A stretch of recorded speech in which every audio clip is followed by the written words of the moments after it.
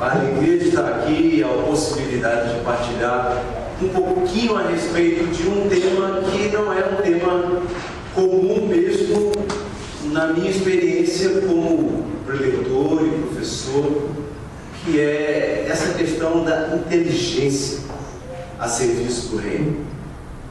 Quando o Abimael me apresentou esse tema, eu quis correr da raiva, porque não é um tema extremamente presente nas Escrituras. A gente vai ver isso um pouco mais para frente. Além do mais, não é um tema sobre que no consenso geral se possa afirmar que há coisas bem definidas, limites claramente definidos, mesmo definições amplamente aceitos. Se a gente fosse olhar para esse aspecto de definições, nós poderíamos passar a noite inteira coletando opiniões distintas a respeito do que seja essa tal inteligência. O que lhe vem à mente quando você ouve a palavra inteligência? Que imagem vem à sua mente? Pode falar. Como? Albert Einstein. Você ficou olhando minhas anotações? Não. Alguém concorda com ele? Porque talvez no século que nós todos nascemos, todos, né, presentes aqui, o nome que mais se destacou em termos de inteligência foi justamente esse indivíduo, Albert Einstein. A gente fica procurando qual a fotografia mais ridícula dele. Essa aí é uma das mais. Mas mesmo esse homem, que é reconhecido como um cérebro descomunal, de uma inteligência muito grande, disse duas coisas a respeito da inteligência. O primeiro dever da inteligência é duvidar dela mesma. Essa é uma frase muito interessante para um cientista laureado com um prêmio Nobel e que influenciou toda a história do século XX, dali para frente, que ele assim, digamos, desdenhasse da sua principal característica. Não só satisfeito em dizer isso, ele disse também: imaginação é mais importante do que inteligência. E isso certamente deve provocar em nós imaginativos um santo orgulho, porque na maioria das vezes na minha vida a imaginação corre bem à frente da inteligência. E no entanto, essa própria definição nos deixa em dúvida sobre como é que essa funciona sem essa e como que essa funciona sem essa.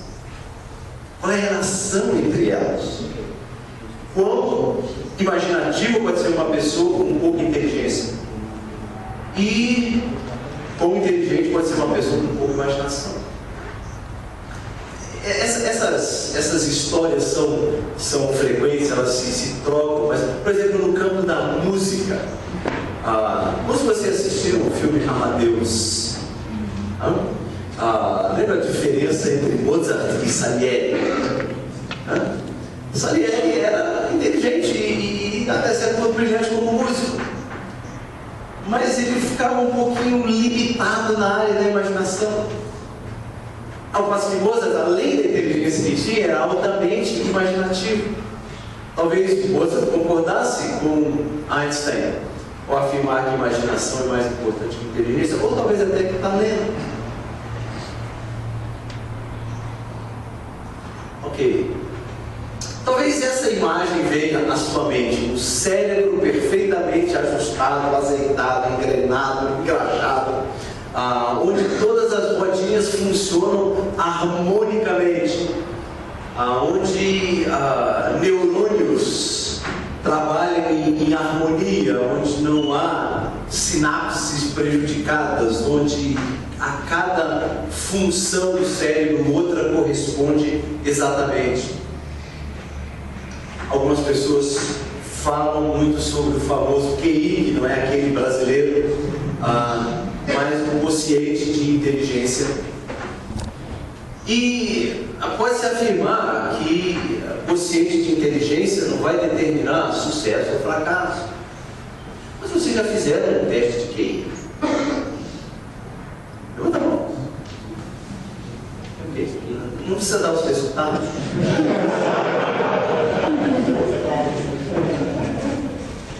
Provavelmente foi mais do que esperava e menos do que desejava.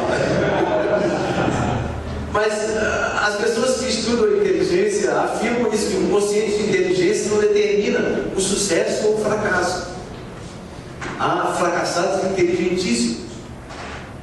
E há pessoas de menor potencial intelectual, digamos, que são muito bem sucedidas. Talvez QI indique a capacidade de resolver certos problemas de lógica, de linguagem, matemática e noção de outras áreas. Quantos de vocês já viajaram em aviões da American Airlines? Qual é a primeira página que você vira quando abre a revista da American Airlines? Eu não sei você, mas a página que eu abro sempre é a página da Mensa, que é um teste que tem no final da revista para você testar a sua inteligência. Aquilo me atrai como formiga, mel para formiga, para abelha. Porque eu gosto de ser desafiado. E algumas coisas ali, particularmente as que lidam com linguagem, com lógica, mexem com a minha cabeça de um jeito que talvez eu veja com outras pessoas. Mas nós somos um pouco fixados nisso aqui, na ideia de que eu tenho que provar, pelo menos para mim mesmo, que sou inteligente. Às vezes isso vem da nossa própria criação, de estímulos positivos ou negativos que recebemos lá, e os desafios de aprender coisas novas e acumular informação. Mas particularmente no contexto de uma escola, essa preocupação aqui, às vezes se manifesta de uma maneira negativa, eu diria quase doentia. Vai voltar a isso um pouquinho mais à frente, mas é um primeiro alerta para vocês, 12 aqui na frente, e daqui também para todos nós. Nos estudos sobre inteligência, dos quais eu sou muito raso, algumas coisas emergiram. Primeiro, há vários tipos de inteligência e pessoas diferentes possuem combinações diferentes de tipos de inteligência. Se a gente olhar aqui, esse é apenas um de vários gráficos que existem para a gente entender um pouquinho desses diversos aspectos dessa pizza da inteligência, vamos dizer assim. E não está inserida aqui a chamada inteligência emocional, que parece ser uma contradição de termos, mas está sendo tão anunciada aí como o ápice da inteligência. O que tem a ver com linguagem, tem a ver com lógica e matemática, visual, espacial, musical, interpessoal, intrapessoal, conhecimento, a capacidade de conhecer-se e a capacidade de relacionar-se, naturalista, então um pouquinho mais para o lado emocional, e a sinestética. Agora você pode olhar para essa aí, mais ou menos coçar a sua cabeça, e eu sei que uma dessas aí eu passei longe quando Deus estava escrevendo. Por exemplo, essa daqui sempre foi um desafio para mim. Eu brinco, mas não é tão brincadeira assim, dizendo que até mais ou menos uns 14 anos de idade eu não conseguia andar embaixo de bicicleta ao mesmo tempo, de tão desajeitado que eu era. Eu via tropeçando, caindo, derrubando coisas, quebrando o que eu não podia quebrar. Aqui eu acho que eu passei mesmo. Deus me deu habilidades aqui, deu habilidades aqui. E porque me deu habilidades aqui, eu comecei a estudar engenharia. O que eu não percebi, outros também não perceberam, que eu não tinha essa habilidade. Graças a Deus eu saí da engenharia. Já caiu ponte que era demais nesse país. Precisava da minha colaboração. Então, olhando muito superficialmente para esse gráfico aqui, Eu diria que cada um desses aspectos aqui representa uma fatia da sabedoria, da inteligência divina. Deus é o supremo matemático, Ele é o supremo linguista, Ele é o supremo comunicador. Ele que lançou aí essas milhões e milhões de galáxias, as quais a gente tinha uma na tela aí apresentado para nós, para lembrarmos disso. Ele é o comunicador por excelência e o relacionador por excelência. Todas essas coisas, pela graça comum de Deus, foram transmitidas a nós como criaturas dele. A imagem, né? A imagem dele, esse termo tão misterioso, que ninguém sabe exatamente o que significa, certamente implica um pouco disso aqui. Um pouco estilhaçado pela queda do pecado, certamente mal usado no contexto do mundo em que nós vivemos, para todo tipo de maldade e perversão, mas ainda assim, um reflexo ainda que fraco e tosco da glória e da graça e da sabedoria do nosso Deus. Ok. À luz disso aqui, podemos começar com uma primeira responsabilidade, algo que você e eu devemos considerar. Primeiro, nós queremos ser bons despenseiros, bons administradores dos dons e talentos que recebemos de Deus. Queremos um dia prestar contas diante do tribunal de Cristo e receber dele a aprovação, não apenas no aspecto espiritual de nossa vida, como se fosse possível separá-los intelectual e material e espiritual. Nós precisamos pensar um pouco em que área da inteligência humana estão os nossos pontos fortes. Se você quiser usar aquelas 8 aqui, se você quiser investigar mais e descobrir outros, porque tem outras maneiras de classificá-los, onde é que estão os seus pontos fortes? Na primeira vez que eu fiz um teste, aqueles chamados psicotécnicos, e disse que a minha motivação número 1 era curiosidade exploratória. E no entanto, eu não era daqueles que ficava dissecando insetos ou sapos ou outras coisas assim para descobrir como eles eram por dentro. A minha curiosidade estava mais na informação concentrada na palavra, nas palavras, na literatura, nas ideias. Quais são os seus pontos fortes? Deixa eu voltar um pouquinho aqui, e especialmente com vocês 12 aqui. Onde é que você se vê mais aqui? Talvez você diga, eu não vejo nenhuma delas. Em alguma delas você está. Mesmo os que torcem para São Paulo. Em alguma delas você está. Eu diria que alguns de vocês certamente estão aqui. Tomara.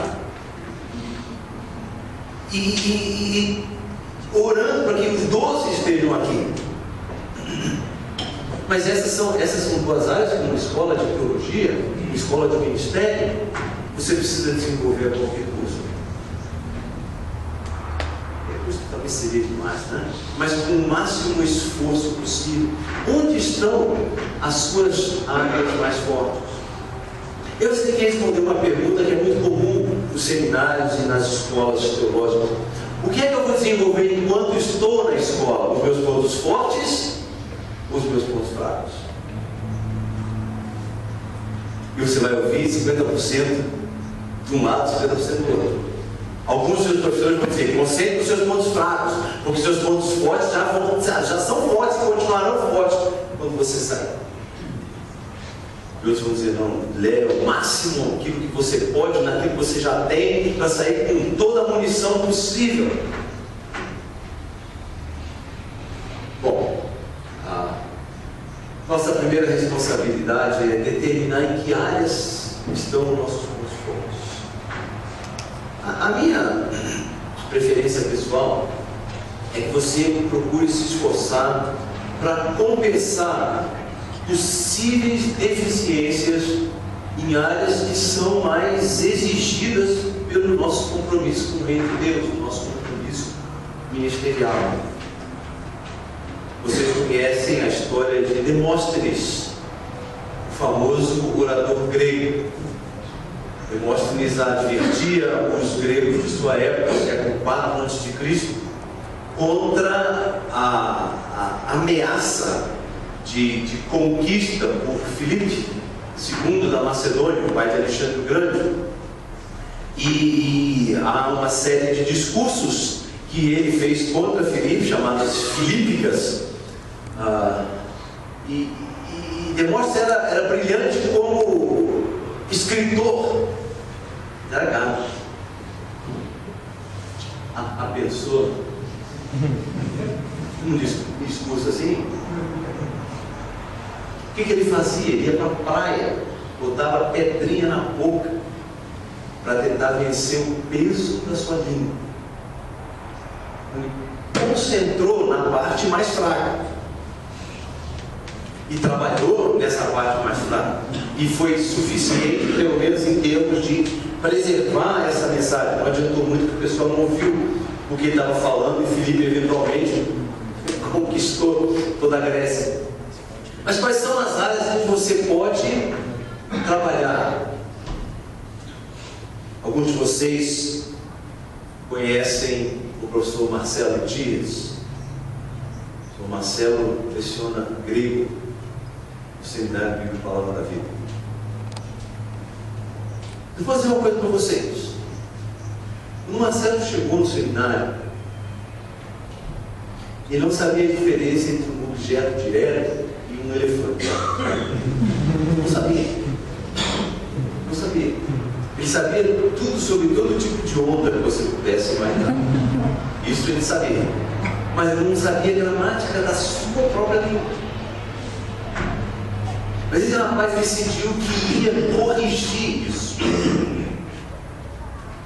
Não foi alguma coisa que foi imposta a ele de fora para dentro. Foi alguma coisa que ele decidiu lá no seu coração.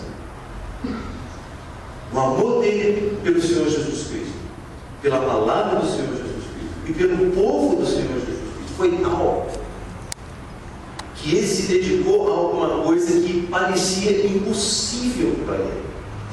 E ele muitas vezes falou isso na pessoa: nunca vou conseguir. E obviamente disse para ele: não, você não vai conseguir, não esquece.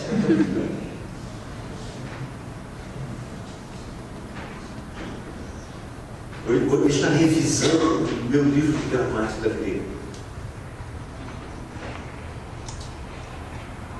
É um exemplo de superação. É um exemplo de superação. Ele falava: o meu cérebro não foi feito para isso. Eu falei: não desiste ainda. Agora ele corrige. Quando ele chega com uma descoberta nova, fala assim: pronto, você já viu isso aqui? Eles até já viram, mas não caiu a ficha. E ele que faz cair a ficha na minha cabeça. Como eu gosto disso. Vai chegar o dia que vocês vão dar um baile desse aí no seu professor. Mas trabalhe para compensar essa deficiência. Você não teve uma formação que estimulou você intelectualmente do ponto de vista da sua língua. Por favor, ouçam, vocês vão ser pastores, pregadores. Trabalhem. Não é pecado, não é vaidade. Responsabilidade. Estou começando a ficar muito pregador aqui. Vamos conversar um pouquinho sobre a etimologia da inteligência. E aí, os que sabem mais latim do que eu, me ajudem, por favor. A palavra vem do latim intelecto, intelligere, inteligir, entender, compreender. E olha só, composto de duas palavras: intus, íntimo, para dentro, e legere, recolher. O famoso polelegre do Paulo. A recolher para dentro de si, ler. Então, a ideia me parece vir dessa direção de a capacidade de perceber, avaliar, apropriar-se de e aplicar informação. Olha só essa sequência: perceber, avaliar, apropriar-se de e aplicar informação. Independente da natureza da informação, pode ser numérica, pode ser filosófica, pode ser científica, o que for. Então, é algo que pode ser treinado, a despeito de qual seja, quão grande seja, o pequeno seja o seu QI. É algo que pode ser trabalhado. Eu não sei se eu coloquei em outra. Sim, coloquei na seguinte aqui. Um verbo que eu não coloquei na outra. Um pouquinho da capacidade mental de intuir, de imaginar, como Einstein sugeriria. Raciocinar, planejar, resolver problemas, abstrair ideias.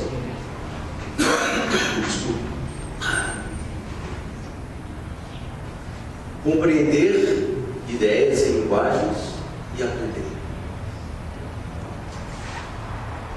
Espero que vocês estejam ficando desanimados. São muito jovens para ficar desanimados. Mas são coisas a serem trabalhadas ao longo da sua carreira, mesmo na escola de pastores. Para vocês fazerem uns com os outros, provocarem uns aos outros, criarem essa sede por pensar e buscar essa aquisição de conhecimento. O estudo da inteligência geralmente tende, para isso aí é vindo dos próprios secularistas, não é um teólogo que diz isso, que inteligência não é função de, nem compreende criatividade, caráter ou sabedoria. É possível ser altamente inteligente e não ser criativo. É possível ser altamente inteligente e ser imoral ou amoral. E ser altamente inteligente sem conseguir aplicar esse conhecimento adquirido ou botar em funcionamento a sua capacidade de adquirir informação.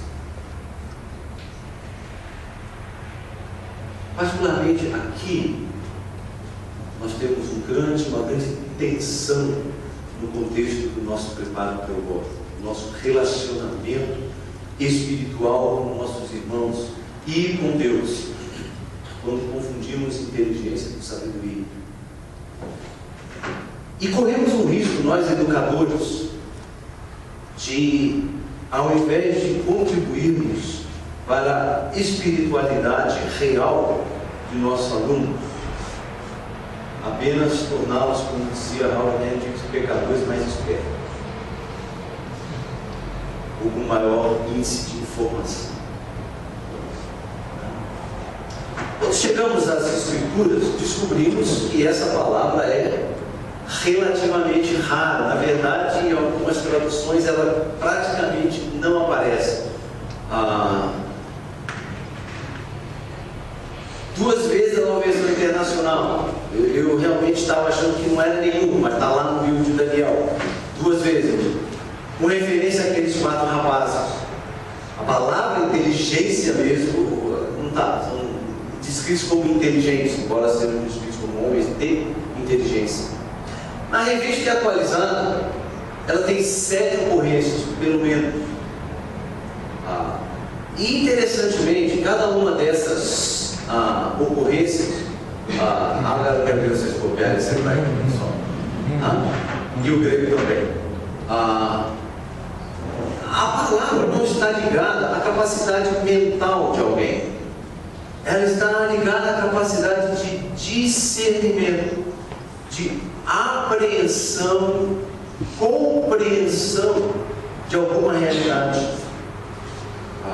Não descreve necessariamente quantos neurônios estão funcionando na mente dessas pessoas. Em Êxodo 35, 31, ela é usada em relação àqueles dois artesãos, aqueles dois artistas que criaram as peças de vestuário e de mobiliário e os utensílios rituais ou cultuais no tabernáculo ao tempo de Moisés. Ocasionalmente nas escrituras ela descreve pessoas que têm o tirocínio, a capacidade de ter bom senso e percepção de riscos e possibilidades. No Novo Testamento ela descreve Jesus. Lucas 2,47, a palavra sínesis, que vem de duas palavras gregas, sim e ele, a ideia de botar dois e dois juntos e dizer que são quatro, capacidade de aglutinar ideias e informação. E a mesma coisa acontece aqui em 1 Coríntios 19, onde Deus fala que vai destruir a inteligência dos entendidos.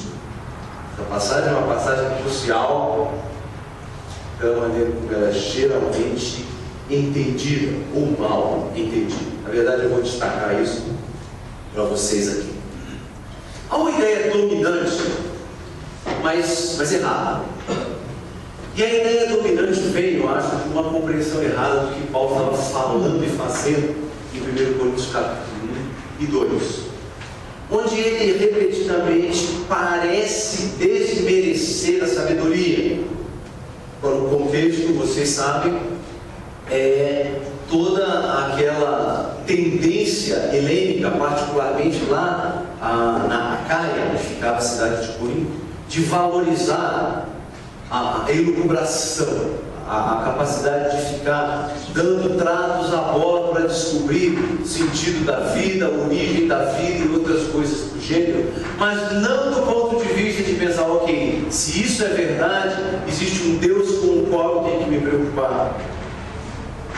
Mas era simplesmente a capacidade de sentir-se bem explicando esse tipo de coisa, mesmo quem estivesse ouvindo não entendesse nada. Por isso que Paulo fala de uma sabedoria dos poderosos desse século que se reduz a nada.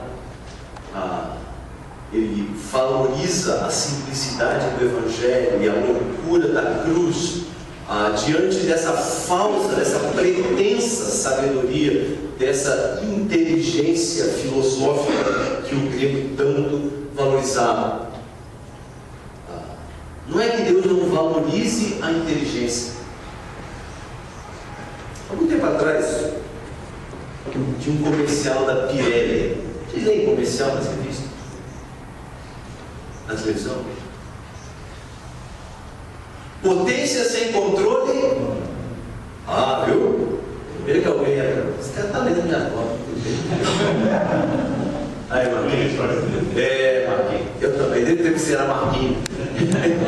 E continua sendo para mim. Potência sem controle não é nada. E inteligência sem sabedoria não é nada. Mais do que isso, inteligência sem sabedoria é prejudicial. Nada é zero. Inteligência e sabedoria é menos muito. Agora, a inteligência por si é moralmente neutra. O que nos torna aceitáveis ou rejeitáveis perante Deus não é o nosso QI, mas é o nosso QAS, nosso quociente de autossuficiência. Agora, na nova ortografia, devia ser só QA, né? Tem mais o IF. O que a gente vai fazer sem os IF da vida, né? Nas entrevistas, nas companhias, o seu QI, o brasileiro, QI universal, é importante. Mas muitas vezes ele vem acompanhado de um QAS elevado também. E se você tiver que escolher entre os dois, o ideal é que o seu QAS seja bem baixo. seu quociente de autossuficiência, aquela autoconfiança independente de Deus, que é a marca do homem não regenerado, mas da qual nem sempre nós nos livramos imediatamente quando chegamos a Deus.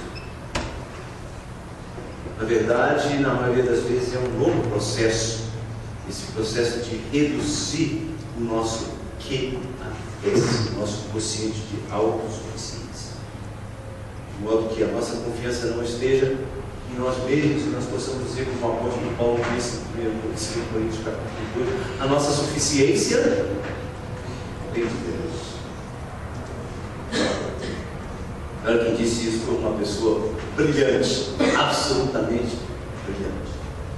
Deus destrói a inteligência ou a sabedoria dos sábios só quando ela assume o lugar que deveríamos dar a Deus na nossa vida, na nossa experiência pessoal, no nosso ministério, no nosso estudo. Nós não podemos substituir a centralidade de Deus, a nossa atitude de serviço para com Ele, enquanto estamos estudando, por uma autossatisfação com os dons que Ele mesmo nos deu, um cérebro que Ele nos deu, com as experiências que Ele nos proporcionou para chegarmos onde estamos. Algumas ideias a cultivar sobre inteligência. A primeira delas é que Deus é a fonte da verdadeira inteligência, não só da esperteza. Jeremias 10:12 fala que o Senhor, com inteligência, fundou os céus, estabeleceu os céus. Nós pensamos na mecânica celeste, na grandeza das forças que envolvem o movimento comum e relativo dos astros. Essa frase, a palavra é tão pobre para descrever com inteligência, esse tribunal, esse discernimento de Deus, aquilo que Ele mesmo criou, aquilo que Ele mesmo estabeleceu. Mas se queremos inteligência de verdade, não apenas esperteza, uma atitude de dependência de Deus, de busca de Deus, é fundamental. Em segundo lugar, Deus concede sabedoria a indivíduos para que reflitam e promovam a sua glória. Deus não capacitou Bezalel e Aholiabe lá em Êxodo capítulo 35 simplesmente para que eles se tornassem famosos escultores e artesãos e pessoas de talento reconhecido. Moisés nos diz que o Espírito de Deus veio sobre esses indivíduos para capacitá-los. Interessantemente, vem junto com a palavra tribunal, esse discernimento que é ao mesmo tempo estético, que tem a ver com a ciência, o conhecimento dos materiais e tudo mais. Ele usa a palavra chokmah, a palavra que nós traduzimos por sabedoria, e que poderia ser traduzida mais genericamente por habilidade.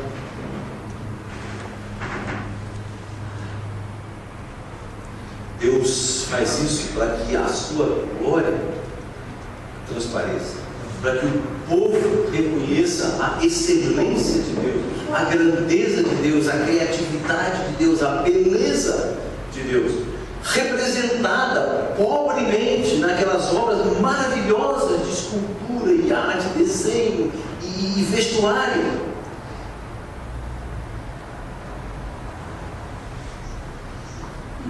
Ele precisa receber a glória na medida em que vocês usam a sua inteligência. E quando a sua inteligência tiver sido usada, a pessoa que deve ser reconhecida não é você, mas Deus. De outra forma, não se trata de inteligência, trata-se de usurpação. Aquilo que Deus não reparte com ninguém. A ênfase bíblica na inteligência se acha na capacidade de discernir entre certo e errado, não no acúmulo de informação.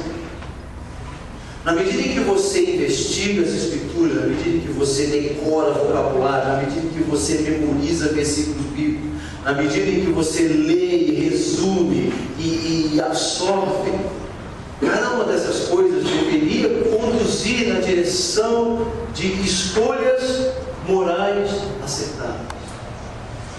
E se isso não estiver acontecendo, há uma incoerência fundamental que precisa ser trabalhada, que precisa ser admitida, que precisa ser às vezes confessada.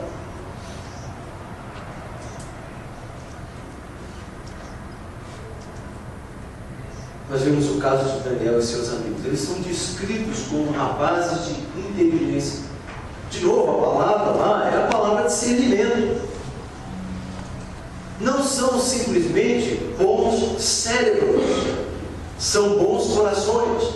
São capazes de dizer: isso que está acontecendo nessa corte, essa comida que nos está sendo oferecida, é fruto de uma dedicação a deuses estranhos, pagãos, contrários ao Deus verdadeiro. Eu não posso fazer parte disso. Essa foi a grande inteligência, essa foi a grande sacada de Daniel e seus amigos. Não era simplesmente olhar e saber qual era o cardápio. Era pensar: o que isso tem a ver com Deus e conosco? Aí o discernimento entrou em ação. A proposta de Salomão, primeiro, Provérbios capítulo 2, versículo 10 e 11. Está com a Bíblia aberta aqui. Porquanto a sabedoria entrará no seu coração, o conhecimento será agradável à tua alma. É impossível haver uma coisa sem a outra. E aí vem a famosa palavrinha: o bom siso te guardará e a inteligência te conservará. De novo, aqui aparece a palavra discernimento, precedida por essa palavra bom siso. Quantos ainda tem os sisos aqui? Vamos ver vocês 12 aí, quantos já tiraram o siso? Eu tive que tirar os 4 de uma vez só. Foi um trauma. Um trauma físico e mental.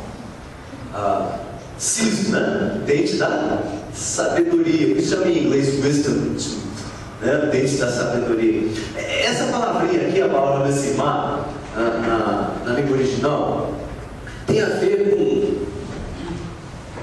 com antecipar-se a uma situação e traçar planos para, estratégias para resolvê-la ou vencê-la. Inteligência. Vai chegar e dizer: e agora eu estou em frente dessa situação aqui, o que eu vou fazer?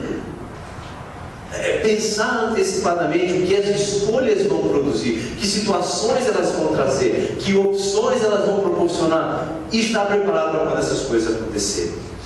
Quando o Salomão menciona a inteligência, esse discernimento, esse tempunar, ele faz constantemente que ela seja acompanhada, agora nem em todas as passagens, pela sabedoria, ou seja, essa perspectiva da vida como se vista pelos olhos de Deus, o conhecimento, a informação correta obtida a partir da revelação de Deus, e essa capacidade de antecipar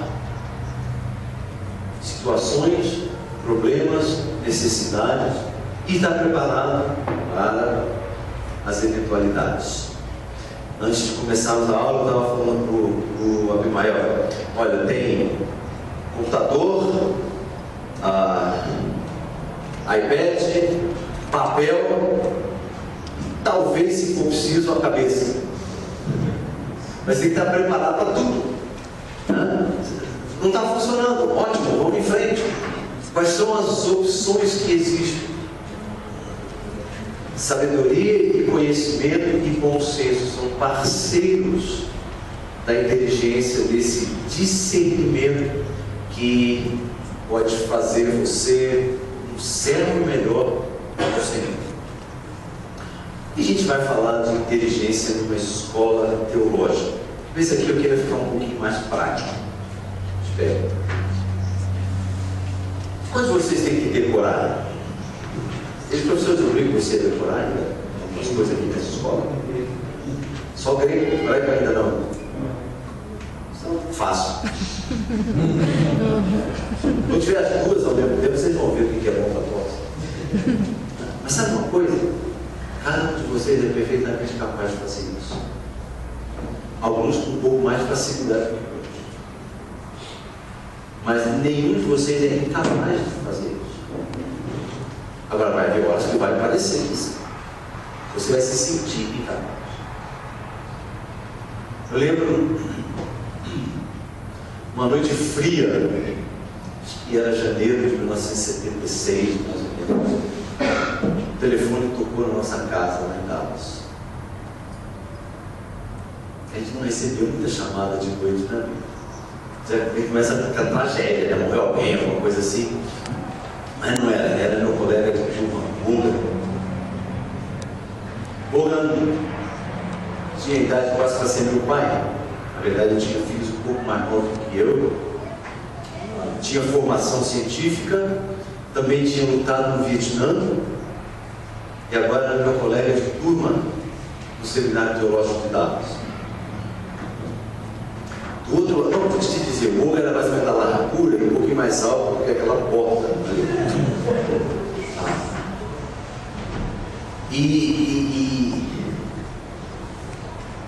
Do outro lado da linha tinha a voz como que de uma criança que tinha acabado de levar uma surra.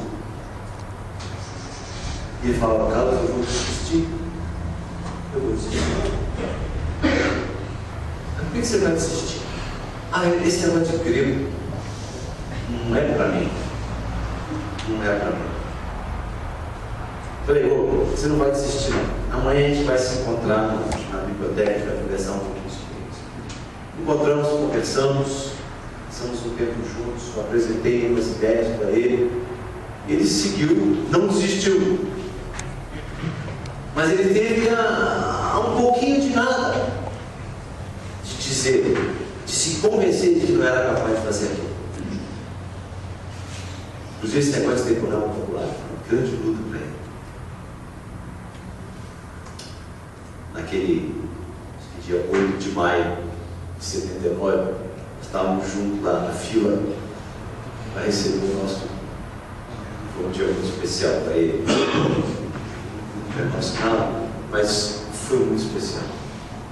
Agora, vocês vão ter que memorizar muita coisa, mas a sua inteligência não vai se medir pelo que você memoriza, mas por aquilo que você medita. Você tem que decorar o versículo bíblico. Estão decorando o versículo bíblico, irmão? Ainda não? Quando vai começar? Sabe que essa é uma área que eu estou reconhecendo que eu estou andando feito caranguejo. Preciso voltar ativamente a decorar as escrituras, a memorizá-las, a repassá-las na minha mente, a filtrar minhas emoções por intermédio delas. Aquilo que o Salmo 1 nos exorta a fazer: antes na sua lei medita, mastiga, rumina e mastiga de novo, dia e noite. Então, uma sugestão: para cada 10 palavras gregas que você decorar, decore um versículo bíblico que você ainda não conhece. Você vai ter que decorar aproximadamente umas 800 palavras gregas até o final do seu curso. Significa que se você seguir esse conselho, você vai decorar 80 novos versículos das Escrituras. Isso é basicamente os 3 primeiros capítulos do livro de Filipenses. É uma ideia para vocês.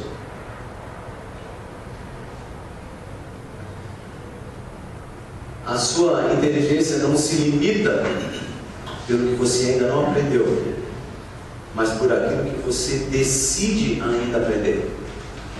Não é você olhar para trás e dizer, eu já perdi tanto tempo, mas o que eu posso fazer com o tempo que eu tenho à frente? O que eu posso fazer em termos de desenvolver-me, de desafiar-me, de particularmente junto com os meus colegas aqui nos desafiarmos mutuamente nessa busca por um cérebro e um coração consagrados a Deus. Mais um alerta.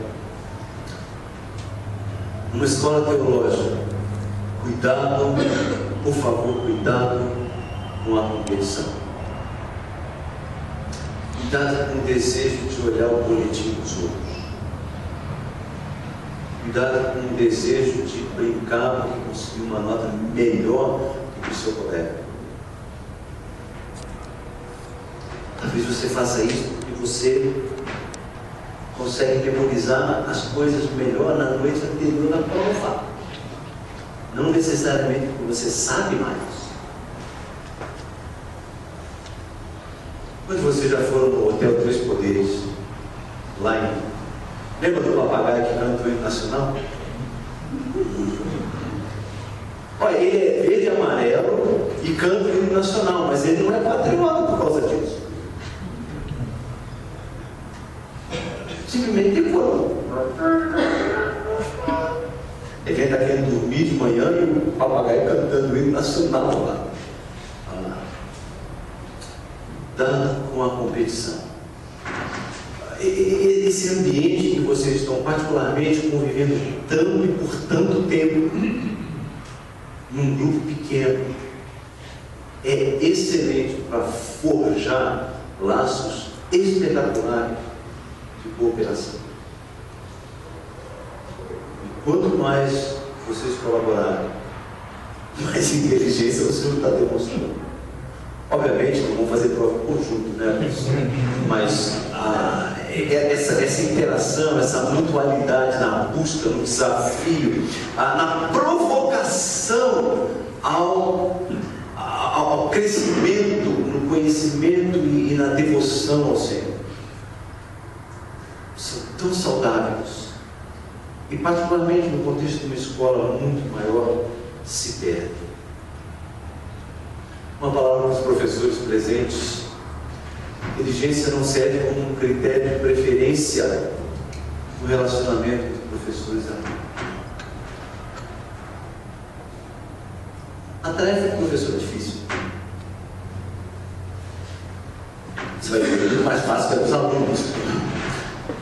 Mas nós somos muitas vezes tentados a fazer escolhas com base no desempenho, naquilo que a pessoa é agora e não naquilo que ela poderá ser.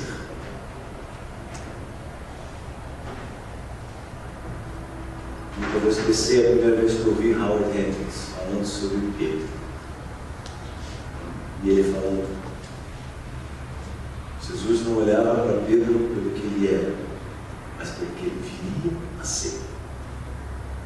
Professores presentes, não só aqui, você que talvez seja professor em um outro lugar, em que o QI não seja um critério de preferência no seu relacionamento com os seus alunos, da disposição deles de se deixarem moldar, de se deixarem ensinar, de se deixarem transformar à luz da palavra de Deus, submetendo a sua inteligência ao Senhor.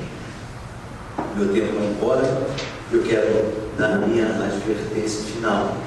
Talvez ela resuma aquilo que eu quis falar sobre a inteligência do reino de Deus. Quando Deus estava trazendo a sua última mensagem ao povo de Judá, naqueles anos de terrível rebeldia e idolatria, em que Jeremias batalhava para comunicar a mensagem de Deus, e alguns profetas contemporâneos dele conheceram não só a prisão, mas a morte, por causa da tentativa de falar em nome do Deus de Israel. Deus precisava comunicar uma mensagem para aquele povo que pensava que sabia o suficiente, que era autossuficiente o bastante para prescindir de Deus, que poderia, ou pensava que poderia ganhar o significado da vida na força dos exércitos ou na extensão do seu conhecimento. Um versículo que eu quero que nós todos leiamos juntos aqui, para variar um pouquinho, eu vou usar a NVI agora. Vamos ler todo mundo junto? Assim diz o Senhor: não se glorie o sábio em sua sabedoria, nem o forte em sua força, nem o rico em sua riqueza. Mas quem se gloriar, glorie-se nisso, em compreender-me e conhecer-me, pois eu sou o Senhor, e ajo com lealdade, com justiça e com retidão sobre a terra, pois é essas coisas que me agradam, declara o Senhor. Compreender-me e conhecer-me, para que das coisas de que Deus se agrada, Hesed, Tzedek, Mishpat, verdade, justiça e retidão, nossa vida vai marcar. Aqui está a verdadeira inteligência a serviço do reino de Deus. Faz sua cabeça, Pai, o desafio é deixarmos de lado os critérios seculares de inteligência, não porque sejam necessariamente errados, mas porque são insuficientes,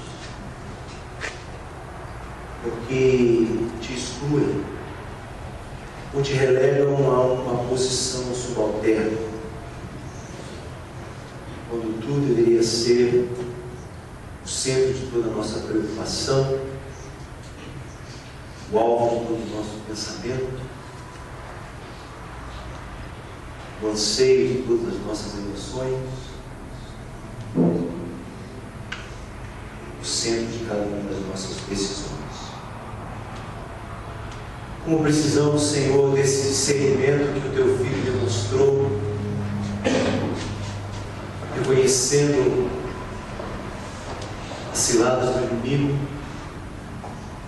reconhecendo os valores daqueles que estavam à sua volta e os erros dos que o seguiam.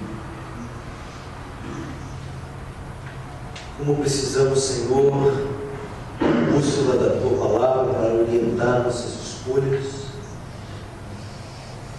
Como precisamos dessa motivação de fazer de Ti o nosso único motivo de glória.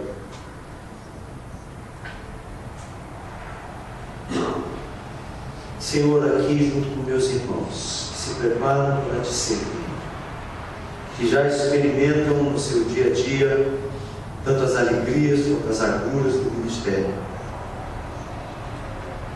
eu peço por eles que submetam todas as suas faculdades a Ti, por meio da Tua palavra, levando cativo todo o pensamento à obediência de Cristo,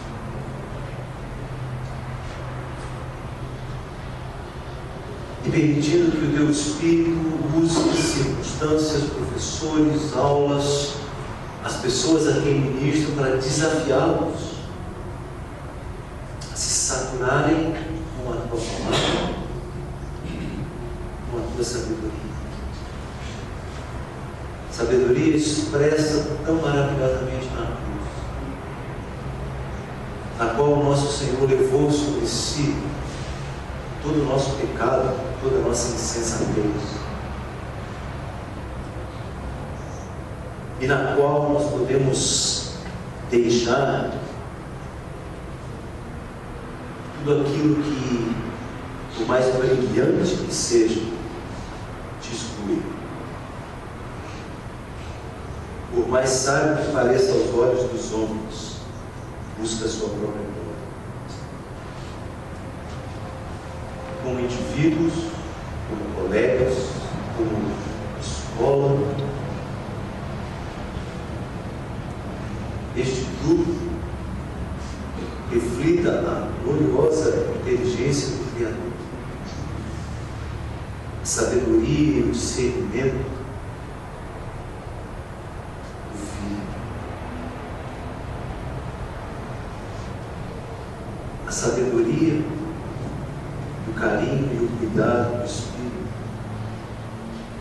a nos apontar onde estamos dependendo meramente do homem e da inteligência humana, e não da verdade de Deus. Cada um de nós aqui, Pai, sai daqui desafiado a submeter a Ti e a usar a Tua glória. Todos os dons intelectuais, artísticos, criativos, relacionais, que deste a cada um de nós. Pedimos isso, Senhor, para que o Teu nome seja exaltado acima de todo outro nome. E a glória de Deus seja manifesta na sua sabedoria e beleza, por meio desta escola, por meio daqueles que aqui habitam, ensinando e aprendendo. Pedimos isso para a Tua honra, para a Tua glória. Em nome de Jesus Cristo, nosso grande Deus e Salvador. Amém.